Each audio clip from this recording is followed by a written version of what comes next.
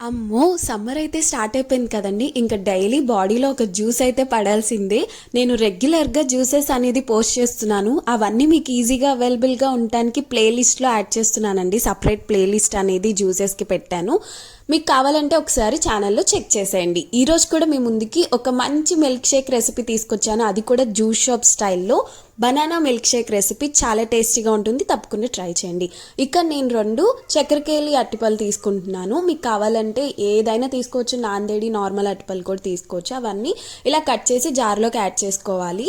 అలాగే 1 full table spoon Horlicks add చేస్తేనే కదా జ్యూస్ షాప్ స్టైల్లో ఉండేది. And 1 spoon full of jaggery. నేనైతే ఇక్కడ బెల్లం యూస్ చేస్తున్నాను. మీకు కావాలంటే షుగర్ కూడా యాడ్ చేసుకోవచ్చు. అలాగే ఒక 4-5 ఐస్ క్యూబ్స్ వేసి ఒకసారి బ్లెండ్ చేసుకోవాలి. ఐస్ క్యూబ్స్ వేయటం వల్ల ఏంటంటే కలర్ అనేది చేంజ్ అవ్వకుండా ఉంటుంది జ్యూస్.